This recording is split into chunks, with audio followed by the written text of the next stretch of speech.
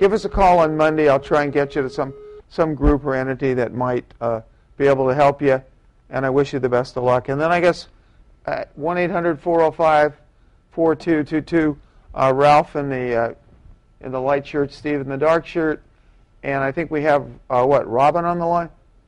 Robin from Santa Monica. Come on in, Robin, talk to us. Hi there. How are you? I love your show. Good, good.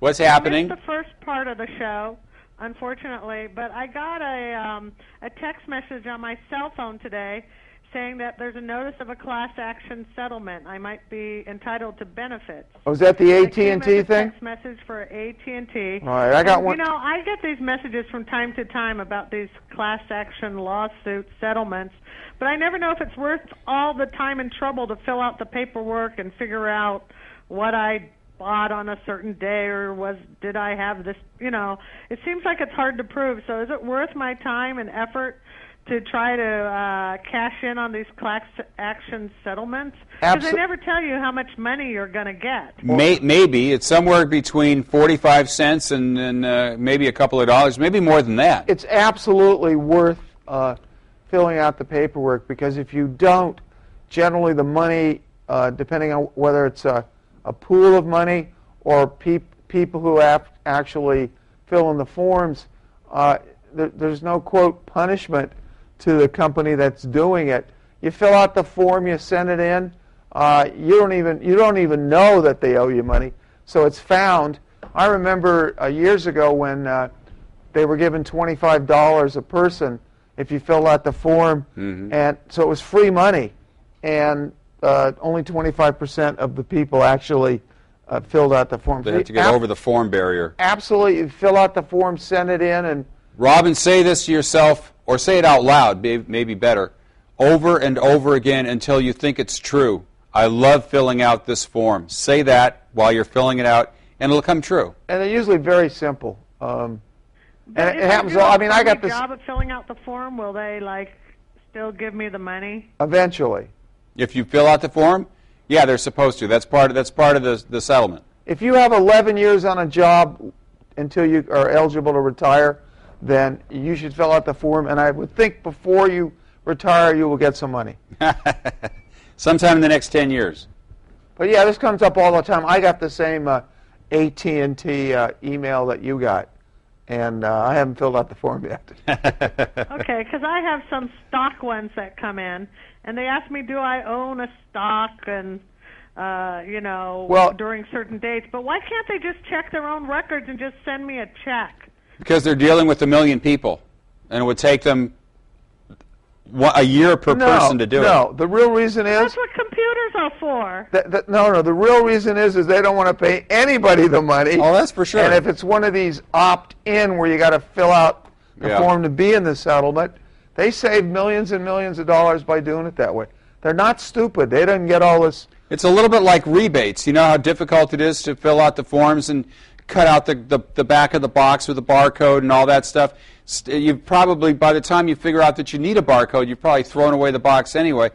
And a lot of those companies depend upon your inability to fill out their form properly, so they don't have to send you that rebate. I think it's the same mental philosophy. Well, I'll give you an example that if you had a Toyota car and you had about $4,000 or $5,000 that you felt you were owing, and you sued Toyota in small claims court, you'd never be able to prove what the problem is. So there are hundreds of thousands of people who've got the same problem.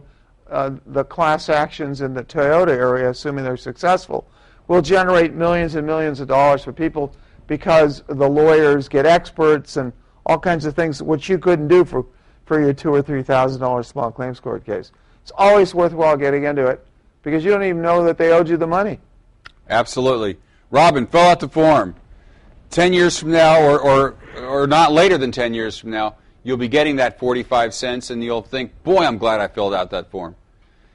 I think coupons are a better deal. You get the instant gratification and the instant discount at the cash register. You could do both. But they're not going to give you the coupon unless you fill out the fill out the thing. Robin, do both. Call us back in 10 years and let us know that you got your 45 cents.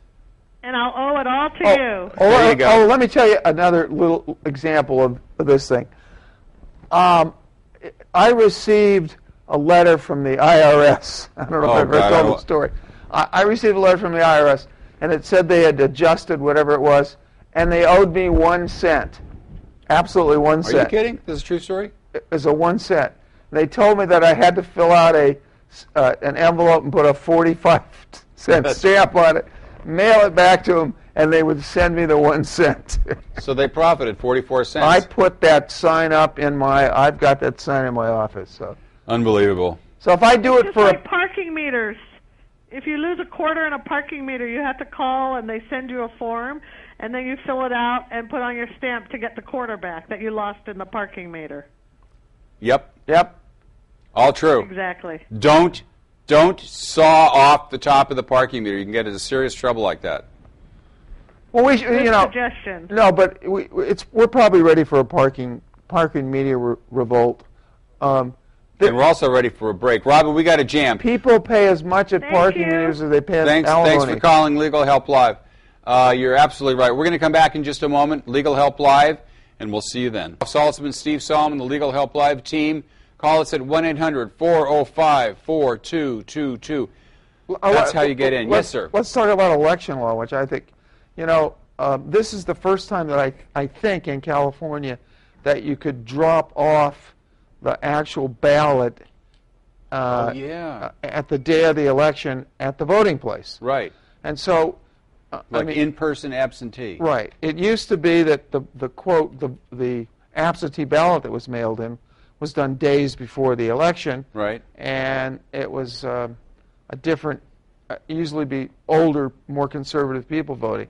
The day of the election, as I remember, as a fourth to a third of the ballots that were actually cast. That's huge. Came from people dropping them off there. Yes. And the Attorney General's race, which is still being counted. Right. There were 2 million uncounted ballots. That's amazing. That are still being counted. That's amazing, though. Those are amazing numbers. But so it may change the entire focus now. Mm-hmm.